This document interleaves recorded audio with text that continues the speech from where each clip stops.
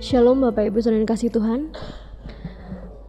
Pagi hari ini mari kita mau siapkan hati kita, tubuh kita, jiwa dan roh kita. Kita mau datang kepada Tuhan Yesus. Kita mau angkat pujian kita. Sungguh besar pengorbanan-Mu Tuhan bagi hidup kami.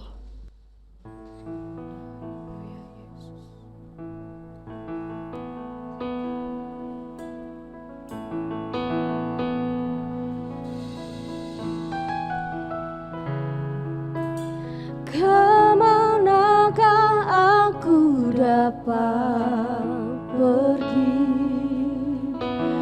menjauhi roh-Mu yang suci, Kau sahabat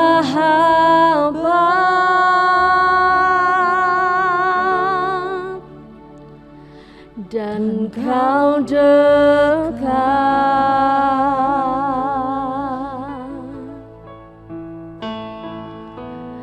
Bahkan seluruh pengabdianku tak bisa membalas kesetiaan-Mu, sungguh mulia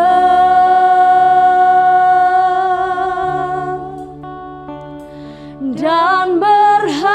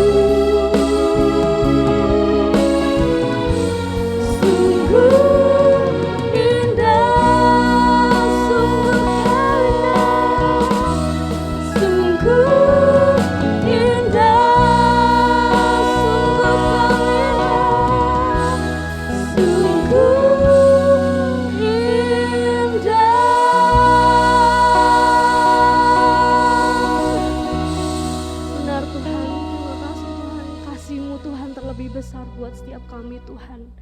Terima kasih untuk setiap apapun yang sudah Tuhan kerjakan atas hidup kami Tuhan. Terima kasih untuk apapun yang gak pernah kami pikirkan sebelumnya, Tuhan sudah sediakan buat kami. Terima kasih Tuhan, terima kasih. Tidak ada Tuhan, tidak ada hal yang bisa kami lakukan Tuhan selain memuji dan menyembah-Mu dengan sungguh-sungguh Tuhan Yesus. Terima kasih Tuhan, terima kasih pagi hari ini Tuhan kami siap Tuhan untuk memuji, memuliakan nama-Mu Tuhan Yesus. Biarlah Tuhan Kau bertahta atas puji-pujian kami Tuhan. Sekalipun Tuhan dalam keadaan di luar sedang hujan Tuhan, kondisi sedang tidak menentu Tuhan, tapi kami yakin Tuhan Engkaulah Allah yang benar, Engkaulah Allah sumber pengharapan kami Tuhan. Terima kasih Tuhan, terima kasih. Saat ini kami siap untuk memuji dan memuliakan nama-Mu. Hanya di dalam nama-Mu kami berdoa dan mengucap syukur. Haleluya. Amin. Amin. Shalom Bapak Ibu Saudara. Shalom. Ada sukacita pagi hari ini. Amin. Mari kita angkat pujian kita mau katakan, biar langit bumi berlalu, namun firman-Mu tetap tinggal di dalam.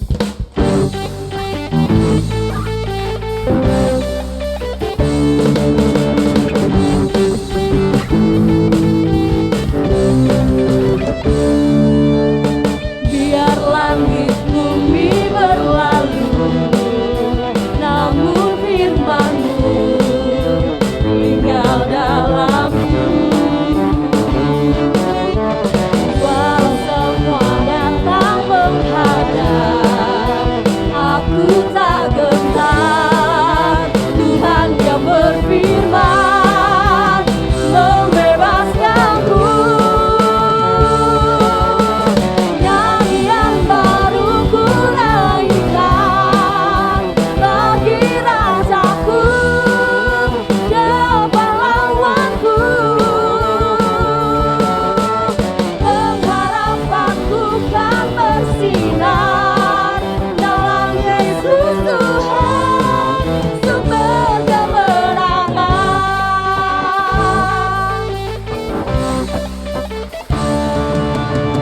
Biarlah bumi berlalu, namun firman-Mu tinggal dalamku.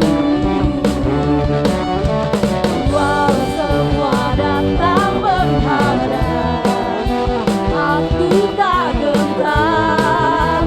Tuhan yang berfirman membebaskanku. Nyanyian baru ku naikkan bagi Rajaku, Dia pahlawanku. Pengharapanku kan bersinar dalam Yesus Tuhan, sumber kemenangan. Nyanyian baru ku naikkan bagi Rajaku, Dia pahlawanku.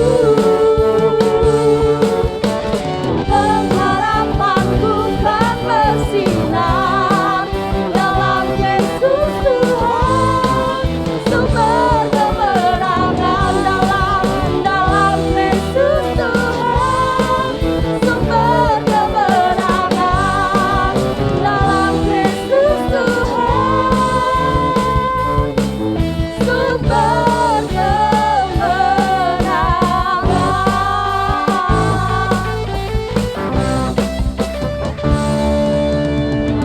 Dalam Yesus Tuhan sumber kemenangan kita. Kita mengangkat pujian kita mengatakan bahwa Dialah jalan kebenaran dan hidup kita.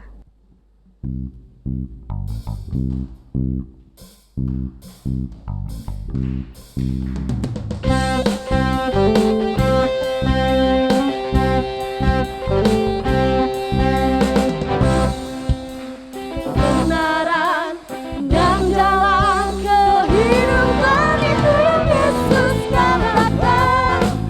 Aku percaya, amin. Di dalam nama-Nya ada keselamatan kekal. Yesus jalan kebenaran.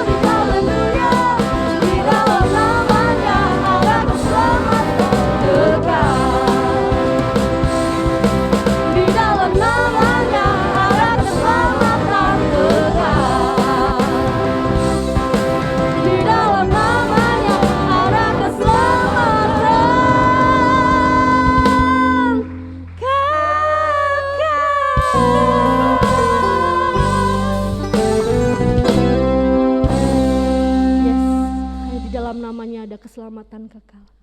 Mari kita mau siapkan hati kita kembali. Kita akan dengarkan akan firman-Nya. Mari kita angkat pujian kita. Ajar kami Tuhan untuk menghitung hari-hari Tuhan, agar kami beroleh hati yang bijaksana Tuhan Yesus.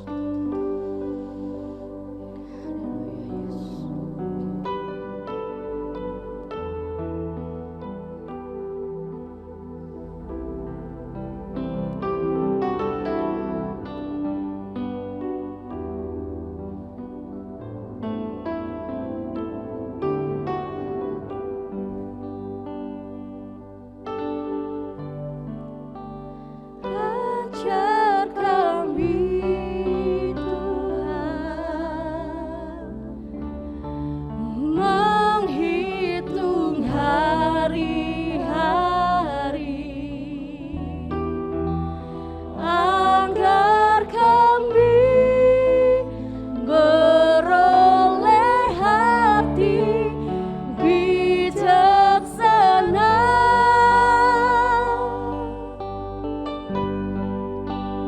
Ajar kami Bapa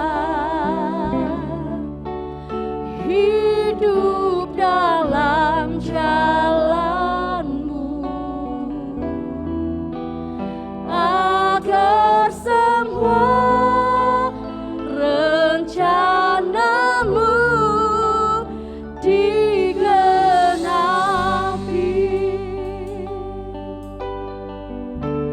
Mulialah nama-Mu Tuhan.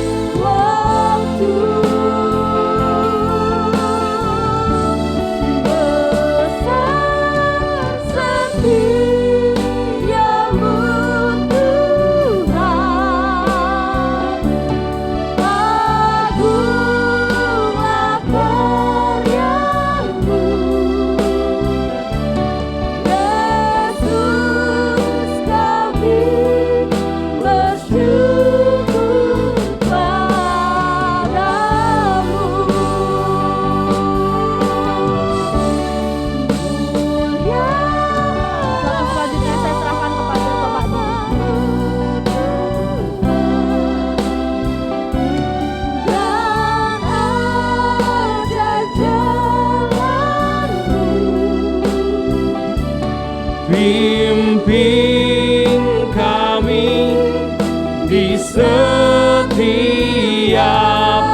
waktu. Besar setiamu Tuhan, agunglah karyamu. Yesus, kami bersyukur padamu. Yesus, Yesus, kami bersyukur padamu.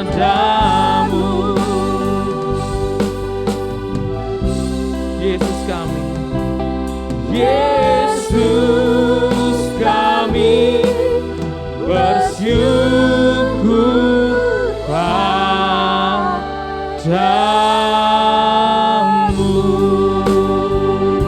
Oh, kami bersyukur padamu. Ajar kami Tuhan, ajar kami beroleh kebijaksanaan.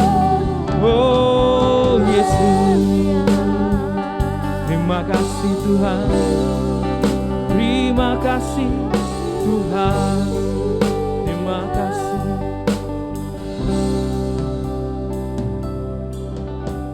Seperti Engkau adalah pribadi yang bijaksana, arif, adil, dan selalu memegang ketetapan janji-Mu Tuhan, maka ajarkan kami hari demi hari beroleh hati yang bijaksana. Engkau Tuhan yang sangat detail dalam menciptakan kami. Engkau Tuhan yang sangat detail dalam merancangkan hidup kami menuju arah yang sangat baik. Oleh karena itu Tuhan, pada pagi hari ini, ataupun kami yang mengikuti ibadah online di rumah pada petang hari, kami percaya Tuhan, bahwa setiap janji yang sudah Engkau pegang akan terus Engkau pegang dan akan terus Engkau berikan pada kami. Karena Engkau sendiri Tuhan, Engkau sendiri yang menjamin dengan nama-Mu. Akulah Tuhan yang menyertai Engkau untuk seluruh anak-anak yang percaya dan mengimani hal ini. Oleh karena itu kami hidup dalam janji Tuhan dan kami hidup dalam kepenuhan oleh kemurahan Tuhan. Hari ini kami siap mendengarkan firman Tuhan. Ajar kami, buka hati kami, berikan kami Tuhan pada hari ini sebuah hati yang rela untuk dibentuk, telinga yang mau mendengar, dan kaki yang melangkah untuk kebenaran mengerjakan firman.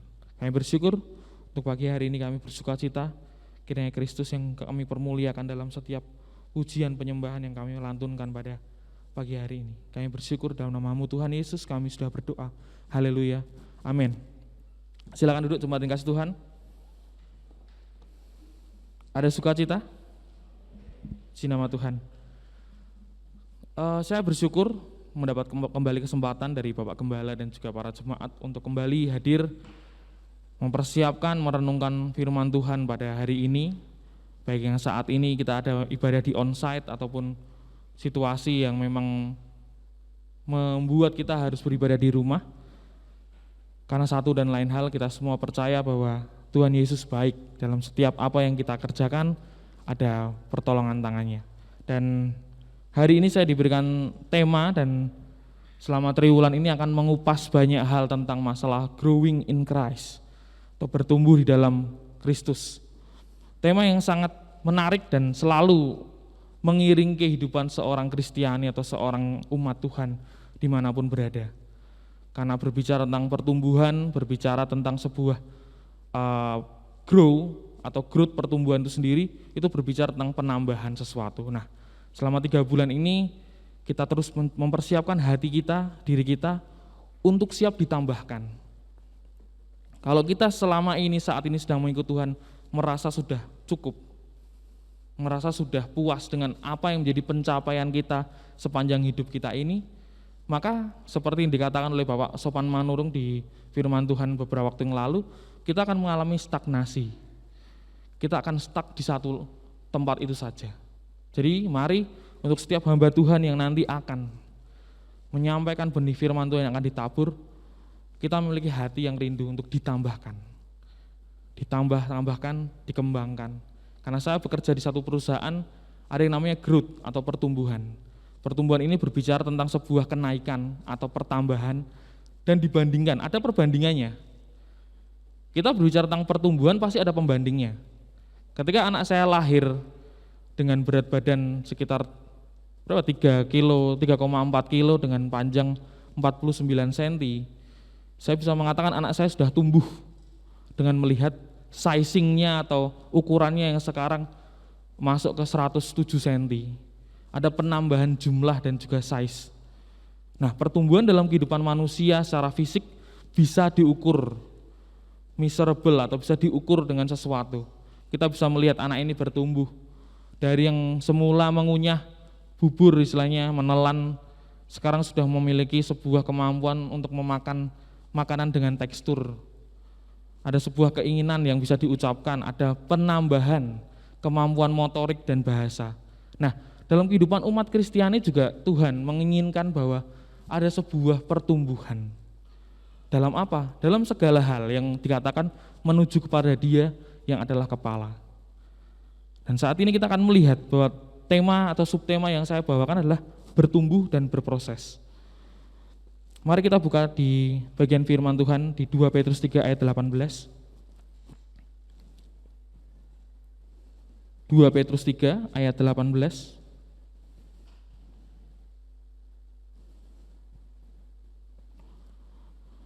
Saya bacakan firman Tuhan, tetapi bertumbuhlah dalam kasih karunia dan dalam pengenalan akan Tuhan dan Juru Selamat kita Yesus Kristus, baginya kemuliaan sekarang dan sampai selamanya. Kehidupan orang percaya ini dimulai dengan iman. Dimulai dengan iman. Ya, inisiatif dari keselamatan dari Allah itu sendiri. Allah mengaruniakan putra yang tunggal untuk setiap kita yang percaya, mengaku. Tapi dibutuhkan sebuah komitmen. Oleh karena itu komitmen, prinsip, dan juga keinginan itu sendiri akan mendorong kita untuk punya sebuah keputusan. Untuk apa? Untuk mempercayai. Walaupun memang inisiatif dari keselamatan karena kasih karunia Tuhan, tapi kita memulai dengan sesuatu iman, percaya untuk mengimani apa yang dikatakan. Kau percaya Tuhan Yesus adalah Tuhan dan Juru Selamat? Ya, saya percaya. Akhirnya kita meminta diri untuk dibaptis. Kalau beberapa waktu ke depan akan ada momen pembaptisan, yakinkan diri kita bahwa yang namanya momentum untuk kita menyerahkan diri kita sepenuhnya kepada Tuhan, ini dimulai dari sebuah langkah iman. Saya mengimani Tuhan Yesus, ini sendiri yang jadi Juru Selamat saya. Nah, memulai kehidupan kekristenan dengan iman. Pertumbuhan ini dimulai dari sebuah komitmen iman untuk menerima Dia, tapi tidak berhenti. Tuhan tidak ingin kita berhenti percaya saja, tapi Tuhan ingin kita mengerjakan keselamatan kita menjadi pribadi yang tadi berakar, bertumbuh, dan akhirnya menghasilkan buah. Dan dalam pertumbuhan ini mengalami sebuah proses yang tidak berlangsung 1-2 hari. Tapi selama kita mengikut Tuhan, proses ini berlangsung seumur hidup. Dan beberapa waktu yang lalu saya pernah menyampaikan bahwa ketika proses mengikut Tuhan ini butuh sebuah ketekunan dan endurance atau daya tahan yang luar biasa. Karena melibatkan proses. Segala sesuatu yang berproses atau melalui banyak tahap, banyak halangan, rintangan, sesuatu hal yang harus menempa kita, itu akan membuat kita tahu bahwa ini sebuah perjalanan. Maka kehidupan kekristenan ini adalah sebuah perjalanan. Tuhan Yesus sebagai gembala dan juga pendamping, guide-nya untuk menunjukkan ini. Kamu nikmati ya kalau seorang tour guide kan, dia menunjukkan ini loh seperti ini pemandangannya, sejarahnya seperti ini. Tuhan ingin juga kita menikmati perjalanan iman Kristen kita ini dengan sebuah proses yang membuat kita paham dan mengenal Dia secara utuh. Sehingga muaranya atau endingnya adalah kita tahu kita diciptakan untuk sebuah perbuatan yang baik. Perbuatan yang membawa kita semakin mempermuliakan Kristus. Dan di sini dikatakan bahwa tumbuh ini sendiri, dari kata dasarnya tumbuh ini adalah ada sebuah penambahan. Dan mari kita melihat ke belakang. Saat ini kita ini masih tergolong bayi rohani, anak-anak Tuhan yang sudah bertumbuh, atau yang saat ini malah mengalami stagnasi dalam kehidupan kita. Dan sayangnya, mungkin mata kita, kasat mata kita tidak bisa mengukur dengan jelas. Beda dengan bayi yang kita lihat sekarang sudah masuk TK, wah anak ini bertumbuh. Anak ini pasti kalsiumnya banyak karena sudah minum banyak susu. Tapi kalau kita melihat dalam kondisi iman dan kerohanian kita, Tuhan menantang kita. Mungkin orang lain tidak ada yang tahu, tapi orang lain bisa merasakan adanya dampak atau buah yang kita hasilkan dari hasil perjalanan kita dengan Tuhan. Dan poin pertama yang ingin saya bagikan pada pagi hari ini sebelum kita mulai masuk lebih dalam adalah mengevaluasi dan merefleksi. Seorang didik yang dulu jadi anak sekolah minggu dengan pemahaman yang sudah ditanamkan oleh guru-guru sekolah minggu saya, apakah saya bertumbuh secara iman di dalam Tuhan? Apakah pengenalan saya semakin utuh mengasihi Tuhan? Atau kehidupan saya hanya berputar, hanya masuk dalam gedung gereja, datang ibadah dan tidak berbuah? Ini berlaku untuk setiap kita orang percaya. Maka firman tentang pertumbuhan selalu bicara tentang pengajaran, selalu berbicara dengan sesuatu hal yang akan mengusik zona nyaman kita, akan membuat hati kita setiap orang yang mendengar pasti bergetar. Karena apa? Karena ini berurusan dengan relasi, hubungan. Tuhan mengajarkan saya selama 1 minggu ini banyak kejadian yang menarik. Bahkan di kantor pun pimpinan saya pun mengajarkan, kalau kamu tidak pernah ibadah dengan baik, kamu akan mudah tersenggol dengan nikmatnya dunia, yang membuat sebuah prinsip kamu akan goyah karena kamu tidak memiliki akar yang kuat, sehingga melakukan tindakan-tindakan kecurangan itu hal yang biasa. Bahkan sampai ada di satu titik berbuat buruk pun, curang pun tidak merasa apa-apa. Ini tidak lagi mengalami pertumbuhan, tidak hanya mengalami stagnasi, justru malah mengalami kekeringan rohani, dan tidak sedikit yang meninggalkan Tuhan karena merasa bahwa hidupnya ini sudah terlalu jauh dari Tuhan. Dan pagi hari ini mari kita diingatkan untuk kembali merefresh diri kita, mengingat kembali, masihkah kita tergolong sebagai yang dikatakan Rasul Paulus, bayi-bayi rohani yang belum bisa makan makanan yang keras dari firman Tuhan, ataukah saat ini kita sedang diproses Tuhan untuk mengenal Dia, untuk tahu ada level atau step tertentu yang harus kita injak dan kita naik. Di kebaktian kaum pria saya sempat menyinggung bahwa makan itu bukan sebuah bukti bahwa kita kuat. Oh, saya tahu Mas Didi, dengan membaca firman itu berarti saya bertumbuh. Itu bukan bukti kita bertumbuh membaca firman. Membaca firman itu adalah cara untuk kita bertumbuh. Orang katakan kuat bukan karena makan, tapi orang makan supaya kuat. Untuk menjadi kuat kita harus makan supaya tidak lemas. Nah, seringkali kita mengasosiasikan atau kita membandingkan bahwa yang penting saya sudah ke gereja. Saya ke gereja itu sebagai bukti saya orang yang bertumbuh. Bukan rekan-rekan atau jemaat yang dikasih Tuhan. Kita ke gereja, datang beribadah, mendengarkan firman Tuhan, berdoa bagi orang lain. Itu adalah step, cara untuk kita semakin bertumbuh. Untuk siapa? Untuk Tuhan, untuk gerejanya. Dan pagi hari ini kita mau belajar terus bahwa pertumbuhan itu tidak ada endingnya. Untuk saat ini kita yang masih mengikut Tuhan sampai akhir hayat, kita rindu untuk setiap kita mampu melewati setiap proses yang Tuhan sediakan. Dalam 2 Petrus tadi kita dikatakan bahwa tetapi bertumbuhlah dalam kasih karunia dan dalam pengenalan akan Tuhan untuk kemuliaannya Dia. Arahnya pertumbuhan ini jelas, bahwa kita bertumbuh, kita bertambah, kita mengalami sebuah penambahan ukuran, itu untuk kemuliaan Tuhan, bukan untuk gagah dan kuat kita, bukan untuk dilihat bahwa wah guru sekolah minggu saya berhasil, tidak. Tapi kita akan melihat guru sekolah minggu yang tiap minggu pagi mendoktrin kita, diajarkan sesuatu, itu untuk menambahkan sesuatu dalam ukuran hidup kita. Sehingga ketika ukuran itu bertambah, iman itu bertambah, pengenalannya bertambah, pengajarannya bertambah, kasihnya akan Tuhan bertambah. Endingnya adalah pasti Tuhan yang dipermuliakan. Hal ini berlaku untuk setiap kita yang rindu untuk ditambahkan. Maka saya selalu bilang, datang ke gereja itu dalam kondisi kita rindu dan haus. Supaya apa? Supaya terpuaskan. Karena kita kalau merasa selalu penuh, maka ketika ada sebuah firman yang datang untuk diisi dalam hidup kita, kita merasa sudah tahu, sudah cukup.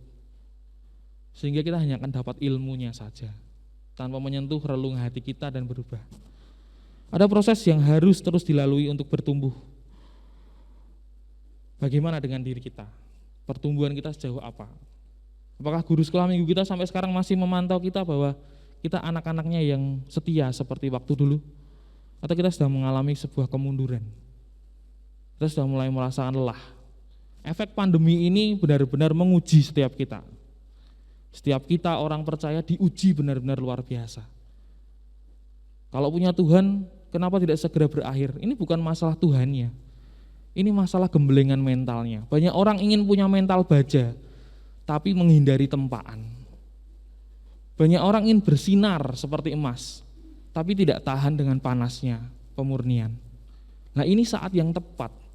Masa pandemi ini saat yang tepat untuk kita kembali menguji setiap hati kita. Proses yang dari Tuhan yang membuat kita tahu bahwa pengharapan hanya di dalam Tuhan Yesus, ini nyata atau tidak. Kalau dikatakan banyak yang menyerah, banyak yang mempertanyakan kasihnya Tuhan mana, pemenuhannya mana, Tuhan yang memelihara mana, banyak di luar sana. Tapi saya ajak untuk sampai detik ini dan sampai seterusnya, selama masa pandemi ini ada iman yang kita sedang pupuk pelan-pelan. Untuk kita buktikan bahwa ini rasa aku mengasihi Tuhan dengan aku masih sampai saat ini percaya bahwa Tuhan pelihara hidup saya, tidak kekurangan hidup kita. Kita kasih kata-kata penguatan untuk setiap hati kita dan pikiran kita bahwa sekalipun pandemi ini mungkin tidak berakhir atau tidak akan pernah berakhir, katakanlah seburuk itu, tapi kita masih memiliki sebuah iman bahwa ini adalah sebuah perjalanan hidup saya dengan Tuhan. Kalau kita menyerah di tengah jalan, ya sudah, perjalanan iman kamu berakhir. Dan tentunya Tuhan tidak mau hal itu. Tuhan mau Dia terus berjalan bersama dengan kita, dan kita pun rindu untuk terus berjalan dengan Dia. Setidaknya ada 3 hal yang ingin saya sampaikan pada hari ini. Perlunya bertumbuh, 3 poin yang saya catat. Yang pertama, bertumbuh itu menunjukkan bahwa kerohanian kita tidak mati atau stuck, dikatakan. Pertama itu bertumbuh menunjukkan bahwa kerohanian kita ini tidak mati. Bukti kesejatian sebagai seorang Kristen. Apa yang membuat kita sebuah kepercayaan yang istimewa itu karena kita memiliki sebuah dinamika hidup bersama dengan Tuhan. Tidak ada stagnasi dalam sebuah kekristenan.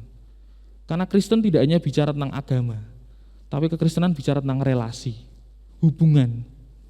Kekristenan bukan sebuah agama atau kepercayaan yang mendompleng dari iman dari orang tua kita, tidak. Tapi kekristenan berbicara tentang relasi. Ada yang anak tumbuh besar, takut akan Tuhan, tapi orang tuanya belum mengenal Tuhan juga ada. Nah, makanya ini bukan masalah tentang orang tuanya, anaknya, atau saudaranya yang sangat dekat dengan Tuhan. Kekristenan kembali memanggil. 25 tahun saya hidup, 30 tahun saya hidup, 50 tahun saya hidup. Ini berbicara tentang urusan saya dengan Tuhan, hubungan. Dan berbicara tentang seorang yang mempercayai Kristus, orang yang dikatakan mengikuti atau mengimitasi siapa Kristus itu. Ini membuktikan perlunya bertumbuh bahwa kekristenan tidak akan lepas dari sebuah tantangan untuk maju, bertumbuh, bertambah. Ada sebuah perkembangan. Kalau di sebuah perusahaan itu bisa gulung tikar kalau tidak berkembang, kalau tidak ekspansi, kalau tidak memiliki growth atau pertumbuhan dari omset tahun lalu ke omset tahun sekarang ada peningkatan, itu pasti perusahaannya maju. Tapi kalau mengalami stagnasi bahkan turun terus-terusan, tidak akan ada yang bisa bertahan. Nah, ini memanggil kita kembali untuk mengingatkan bahwa kita yang saat ini mempercayai Kristus adalah Tuhan dan Juru Selamat kita, perlunya bertumbuh karena ini menunjukkan kerohanian kita masih hidup. Usia, kalau dikatakan di khotbahnya Pak Manurung itu, ini tidak bicara tentang usia, ini berbicara tentang relasi. Sejauh apa kita mau merengkuh kasihnya Tuhan itu sendiri yang menyebabkan kita berjalan dengan Dia. Inilah panggilan untuk bertumbuh. Poin pertama tentang masalah pertumbuhan adalah berbicara tentang pertumbuhan itu menunjukkan bahwa kita orang Kristen yang terus-menerus mau untuk rindu ditambahkan, bukti kesetiaan kita sebagai seorang anak Tuhan. Poin kedua yang akan saya bahas sedikit lebih dalam, bertumbuh itu menghindarkan kita dari bahaya penyesatan atau disesatkan. Kita buka di ayat kita di Efesus 4 ayat 13, 14 dan 15.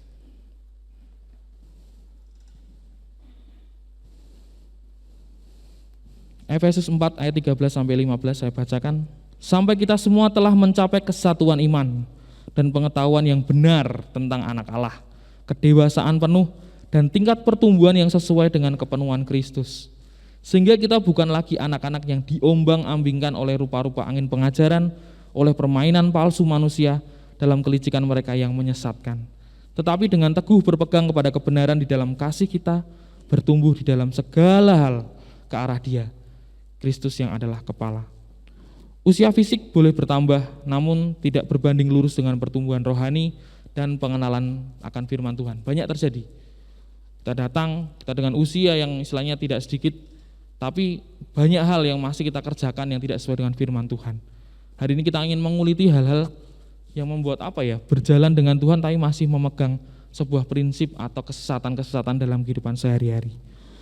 Nah, yang saya ingin bahas adalah masalah tahayul. Ini dekat dengan kebudayaan kita, dengan masyarakat kita tentang tahayul.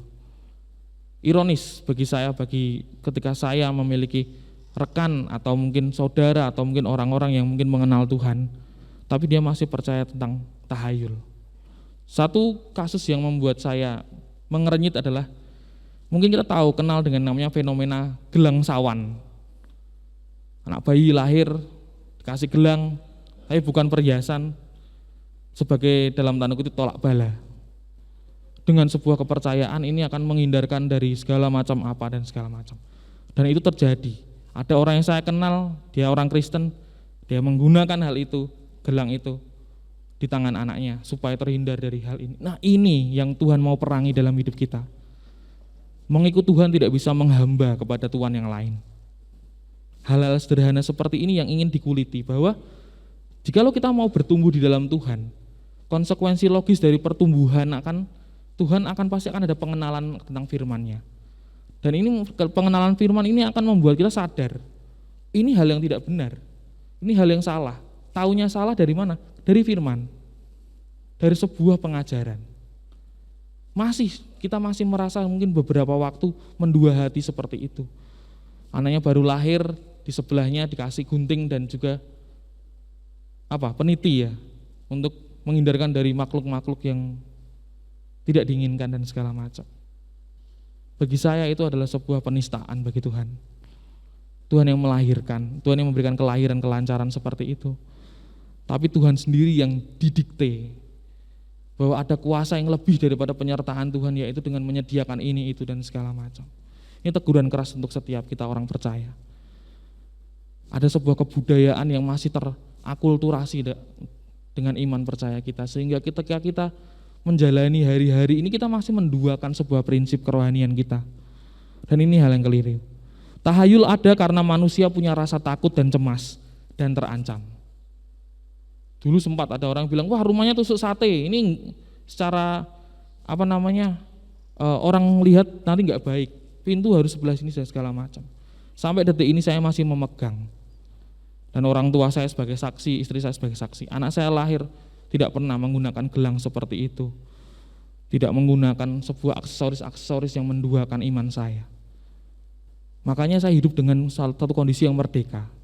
Tidak pernah merasa cemas. Aduh, hari ini ternyata wetonnya seperti ini, nggak baik untuk saya seperti ini. Ragu melangkah. Anak mau diajak ke pernikahan saudara, masih kecil nanti sawan manten. Itu yang membuat sebuah prinsip kehidupan kita jadi terkekang. Saya selalu mendobrak sebuah pandangan-pandangan seperti itu, bukan untuk menyudutkan orang tua, tapi untuk membuktikan bahwa ketika kita mengimani sebuah pertumbuhan iman kita, ada sebuah batas yang memang harus kita dobrak dari leluhur kita, dari budaya kita yang istilahnya tidak sesuai dengan benih firman Tuhan. Maka saya tantang untuk setiap anak Tuhan, anak milenial yang saat ini mendengarkan berita kebenaran ini. Kalau orang tuamu masih punya kepercayaan seperti itu yang tidak sesuai dengan firman Tuhan, berani tidak untuk punya sebuah komitmen, saya hidupnya untuk Tuhan, bukan untuk memenuhi semua ekspektasi mitos-mitos leluhur dan tahayul seperti itu. Kamu berdoa di gereja meminta penyerahan anak, tapi di tangan anakmu masih ada sesuatu yang menduakan janjinya Tuhan. Ironis bagi saya. Dan saya menantang untuk setiap kita yang di tempat ini. Ada enggak prinsip lain yang mungkin masih kita pegang tapi mendukakan hati Tuhan? Tahayul-tahayul ini kalau mencengkeram hidup kita, itu yang membuat iman kita tidak bertumbuh. Ada orang bilang jangan berdiri di tengah jalan di depan pintu, nanti jodohnya jauh. Bagi saya bukan masalah benar salah dan segala macam. Ya, orang kalau berdiri di depan pintu ya menghalangi orang masuk, bukan karena menjauhkan jodoh. Maka butuh yang namanya pengenalan akan Tuhan, sehingga kita dimerdekakan dari ketakutan-ketakutan dan ancaman. Perangi hal itu, miliki sebuah iman yang utuh dan tidak setengah-setengah. Tuhan membenci sesuatu hal yang setengah-setengah. Jika iya katakan iya, tidak katakan tidak. Tuhan butuh sebuah penyerahan diri dengan utuh, yang melihat sesuatu hal dari sudut pandangnya Tuhan, bukan manusia. Apakah ini sering terjadi? Iya, orang Kristen pun kadang ada yang mensakralkan sebuah minyak, ya kan. Saya kalau mau pergi keluar saya harus oleskan minyak ini dan segala macam. Saya minum supaya penyakit saya hilang. Itu terjadi fenomena seperti itu sehingga menyamarkan. Oh, ini yang saya ikuti dari seperti ini. Latahnya itu yang harus dihilangi. Kalau kita tidak tahu proses atau sebuah analogi dari Alkitab, kalau zaman dulu minyak untuk urapan para raja, dari nabi kepada raja untuk sebuah event, atau zaman dulu kalau ketika Tuhan Yesus diurapi kakinya dengan minyak yang mahal, itu sebuah simbolis yang memang dikerjakan pada budaya waktu itu dan ada artinya. Kalau zaman sekarang pergeserannya jadi sebuah pemberhalaan sebuah benda, sehingga semuanya dikait-kaitkan dengan rohani, dan itu membuat kita jadi gentar. Wah, saya hari ini lupa membawa ini. Bahkan ada yang menaruh Alkitab di mobil sebagai sarana supaya terhindar dari kecelakaan. Ini bukan Alkitabnya yang didewakan, isinya yang dibaca yang memerdekakan, yang diimani dikerjakan. Tapi banyak orang yang masih melakukan seperti itu, jadi samar, imannya jadi tidak bertumbuh karena penyesatan. Mari kita buka di Kolose 2 ayat 20. Kolose 2 ayat 20 sampai 22. Apabila kamu telah mati bersama-sama dengan Kristus dan bebas dari roh-roh dunia, mengapakah kamu menaklukkan dirimu pada rupa-rupa peraturan seolah-olah kamu masih hidup di dunia? Jangan jamah ini, jangan kecap itu, jangan sentuh ini. Semuanya itu hanya mengenai barang yang binasa oleh pemakaian dan hanya menurut perintah-perintah dan ajaran-ajaran manusia. Ini kecaman dari zaman dahulu seperti itu. Tindakan animisme, dinamisme itu harus ditinggalkan. Kita menyembah kepada Yesus yang adalah Tuhan dan Juru Selamat dengan pengajarannya. Bahkan ada yang terlalu mendewakan seorang hamba Tuhan tertentu, itu yang keliru. Itu adalah sesuatu hal yang memang malah mendukakan hati Tuhan dan membuat iman kita justru tidak bertumbuh karena penyesatan. Orang Kristen yang lepas dari praktik tahayul adalah orang yang benar-benar merdeka dan tidak terikat dari kepalsuan dan jerat iblis. Maka komitmen hari ini, selain untuk membuktikan bahwa kita anak yang bertumbuh, caranya melihat dengan cara apa? Kita enggak mau tersesatkan dengan sesuatu hal yang di luar kehendak dan keinginan Tuhan. Ini sebuah hal yang cukup riskan dan sulit dalam kehidupan kita, bahwa untuk meninggalkan sebuah kebudayaan atau tata cara tertentu dari nenek moyang itu susah. Resikonya dikucilkan.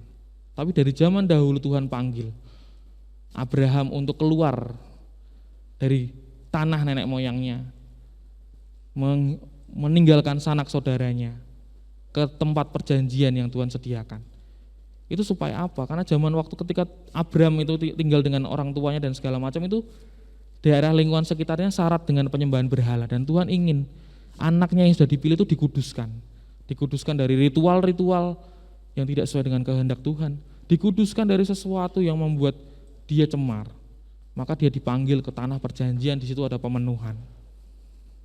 Dan mari pagi hari ini kita semua belajar bahwa pertumbuhan di dalam Tuhan yang ada prosesnya itu, salah satu proses yang harus kita hilangkan, yang harus kita perangi adalah pengajaran sesat dan juga tahayul-tahayul. Merdekakan diri kita dengan firman Tuhan yang bisa mengalahkan setiap kecemasan dan ketakutan yang membuat kita percaya dengan hal yang tidak sesuai dengan firman Tuhan. Yang terakhir saya ingin katakan, mengapa perlu bertumbuh dan setia berproses? Karena bertumbuh adalah bukti bahwa kita serius. Kalau dikatakan di firman-Nya Pak Harto, serius, sungguh-sungguh bahwa kita ingin memuliakan Tuhan. Tuhan meminta kita mengalami pembaruan budi setiap hari. Ada sebuah tantangan untuk menambahkan apa yang benar di hadapan Tuhan.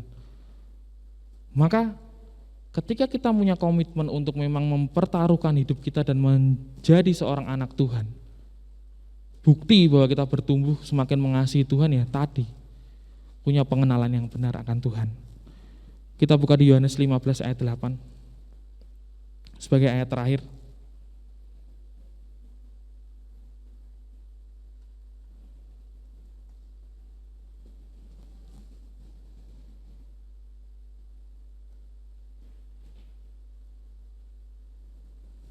Yohanes 15 ayat 8, dalam hal inilah Bapakku dipermuliakan, yaitu jika kamu berbuah banyak, dan dengan demikian kamu adalah murid-muridku.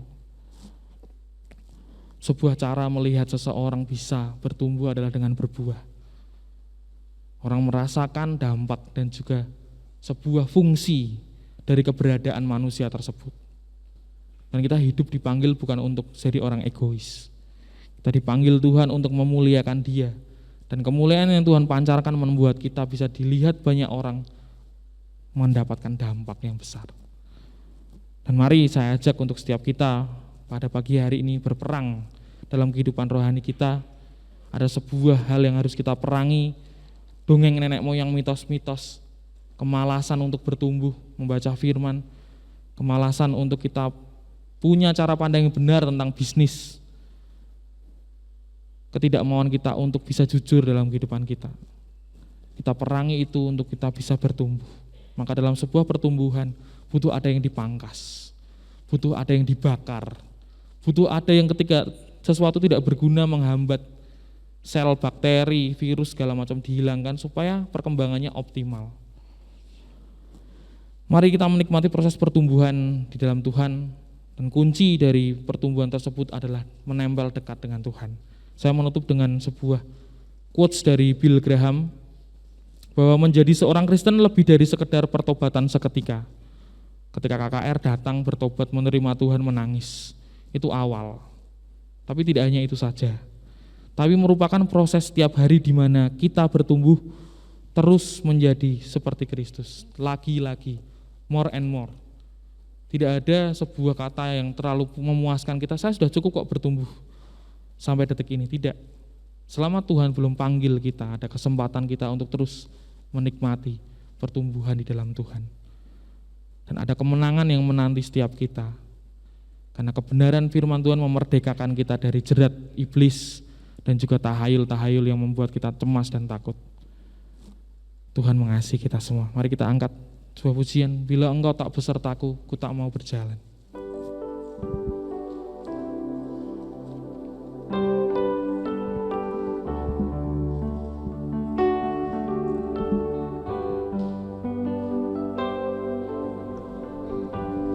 Bila engkau tak besertaku, ku tak mau berjalan. Ku perlu Tuhan, pimpin langkahku dengan kasih karunia-Mu. Pimpin langkahku setiap waktu, berjalan dalam Roh-Mu,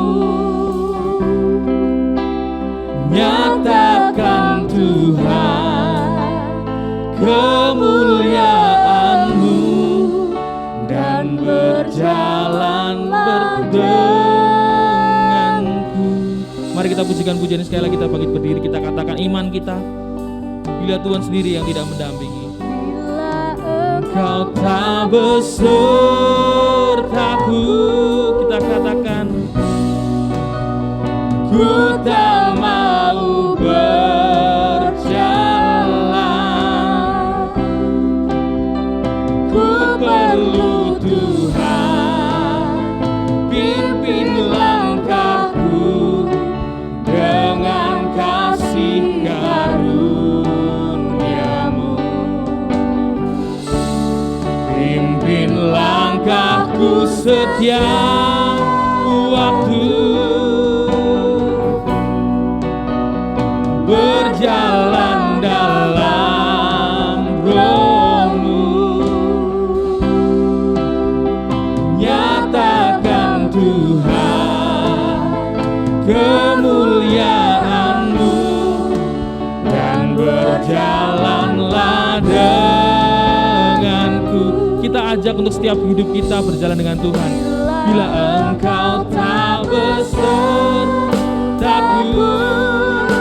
oh benar Tuhan, Ku tak mau berjalan, katakan dengan ketulusan hatimu, ku perlu Tuhan, pimpin langkahku dengan kasih karunia-Mu.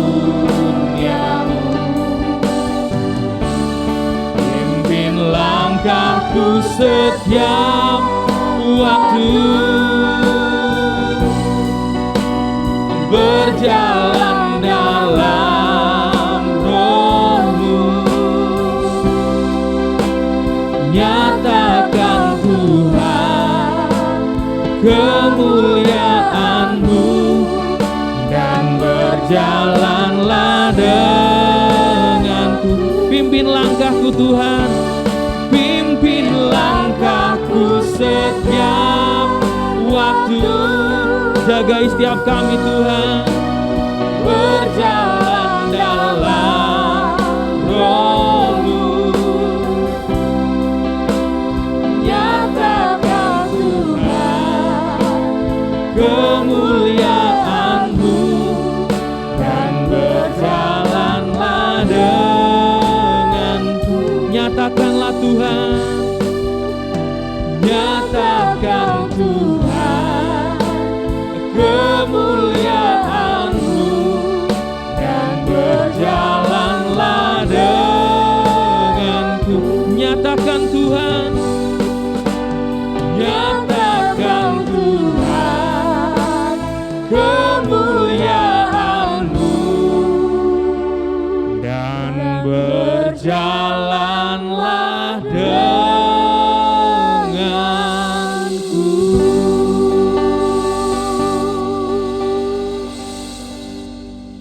Tuhan, ini respon iman kami bahwa berjalan dengan Tuhan tentunya kami tidak perlu takut dan cemas. Karena mencemaskan hari esok saja sudah merupakan penghinaan bagi Tuhan. Apalagi mencemaskan hidup kami yang dijamin Tuhan. Saat kami berkomitmen untuk menerima Engkau sebagai Tuhan dan Juru Selamat, tentunya Engkau ingatkan kami bahwa kami ini milik-Mu. Kami ini kepunyaan-Mu Tuhan, kami milik pusaka-Mu Tuhan. Maka ingatkan kami kembali bahwa kami tidak perlu merisaukan apa yang terjadi ke depan, karena Tuhan yang sudah ada di sana. Kami tidak lagi takut dan dicengkeram dengan banyak pengajaran yang sesat, tahayul-tahayul dongeng nenek moyang yang membuat iman kami lemah. Tapi kami mau berjalan bersama Tuhan. Dan sekalipun lembah itu kelam, tapi ada terang ajaib yang berjalan dengan kami tidak takut. Masa pandemi belum berakhir, dan mungkin kami mendengar beberapa berita bahwa kenaikan dalam tingkat kasus Omikron, tapi Engkau Tuhan yang memegang hidup kami. Engkau Tuhan yang menjagai setiap kami. Engkau Tuhan yang memiliki acara yang belum selesai dalam hidup kami. Tolong Tuhan kuatkan iman kami dan jagai pertumbuhan kami Tuhan. Selalu ada burung gagak yang memantau untuk mematuk benih kami. Tapi kami rindu benih itu jatuhnya ke tanah hati yang subur. Sehingga firman Tuhan ketika ditabur, tumbuh besar, berakar kuat, hingga pada akhirnya berbuah banyak bagi banyak orang. Kami percaya Tuhan, ada banyak orang yang mendoakan kami untuk pertumbuhan kami. Bapak gereja kami, gembala kami berdoa untuk setiap kami. Tentunya kami juga merespon dengan memiliki relasi yang baik dan intim bersama dengan Tuhan secara pribadi. Kami percaya langkah hidup kami sejauh ini karena banyak pahlawan-pahlawan iman di belakang kami yang berdoa bagi kami. Kami bisa melangkah sekuat ini sampai detik ini karena ada tangan Tuhan dan campur tangan Tuhan. Mari ingatkan terus Tuhan dalam hidup kami, karena kami telah melewati banyak hal bersama dengan Tuhan, dan kini kami menempuh perjalanan kami ke depan dan lebih lanjut bersama dengan Tuhan. Singkirkan kekhawatiran dan kecemasan kami, karena Tuhan yang memegang kendali masa depan kami. Kami bersyukur dan firman boleh berhenti pada pagi hari ini. Kami mohon untuk pemberkatan dari hidup kami, untuk bisa mengimani, mengerjakan firman ini. Dalam tangan-Mu Tuhan Yesus, kami sudah berdoa dan bersyukur. Haleluya. Amin. Saya serahkan pada Pak. Baik, kita akan mendengarkan beberapa pengumuman.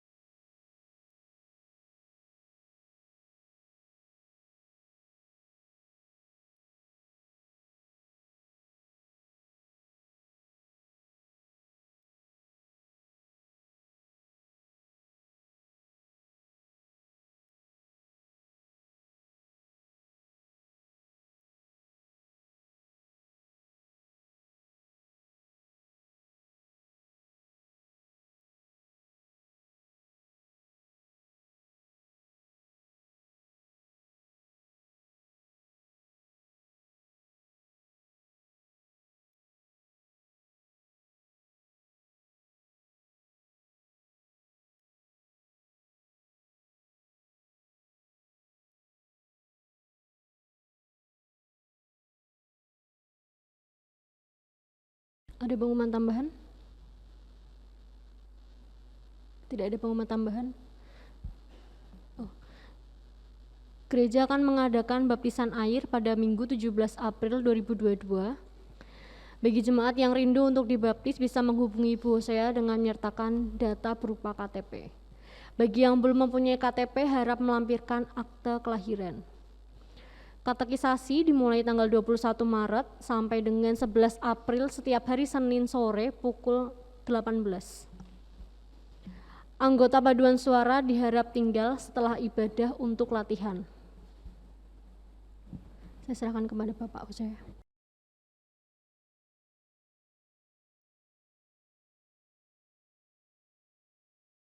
Mari Bapak Ibu kita akhiri ibadah kita akan berdiri.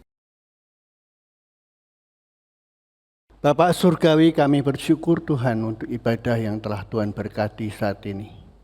Baik lewat pujian, lewat pemberitaan firman-Mu, sungguh kami diberkati, dibentuk menjadi jemaat-jemaat Tuhan yang dewasa.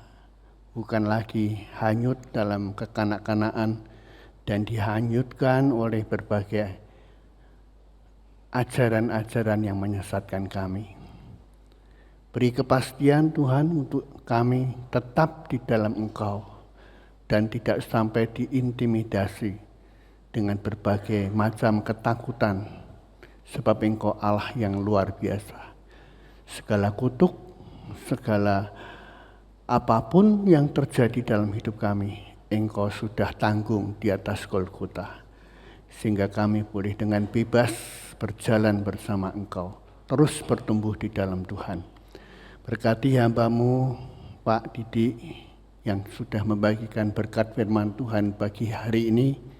Kami percaya kami sudah diberkati, dan Tuhan berkati Pak Didik dan keluarga, istri dan anak-anak, sehingga di tengah-tengah hamba-Mu berada, sungguh nama Engkau dipermuliakan. Berkati setiap kami yang sudah hadir pagi hari ini.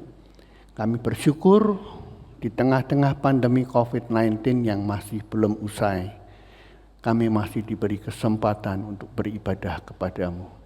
Ini adalah anugerah yang terbesar bagi kami lewat kasih karunia yang Tuhan berikan. Sekarang kami akan pulang ke tempat kami masing-masing. Berkati bangsa dan negara kami Indonesia. Kami rindu kemuliaan Tuhan dinyatakan di atas suku-suku bangsa, sehingga setiap suku-suku bangsa boleh melihat betapa dahsyat kasih karunia-Mu Bapa. Yang sakit disembuhkan, yang lemah diberi kekuatan, dan kami tetap bersyafaat kiranya tangan kuat kuasa Allah akan menghentikan COVID-19. Kami sangat yakin dan percaya bahwa Allah kami lebih besar dari COVID-19 yang sedang ada. Terima kasih Tuhan. Sekarang Bapak Ibu, angkatlah kedua tanganmu, terimalah berkat Tuhan pagi hari ini. Pulanglah dalam kasih damai sejahtera Allah. Kasih Allah Bapa, pengorbanan Yesus Kristus Tuhan di Golgota untuk menebus melayakkan kita menjadi anak-anak-Nya, dalam dimensi waktu tanpa batas diselamatkan menjadi ahli-ahli waris surga, dan persekutuannya yang intim melalui Roh-Nya yang kudus terus menyertai dan memberkati engkau dimanapun engkau berada, segenap aktivitas usaha pekerjaanmu, walaupun di tengah-tengah pandemi tetap dibuat Tuhan berhasil dan diberkati.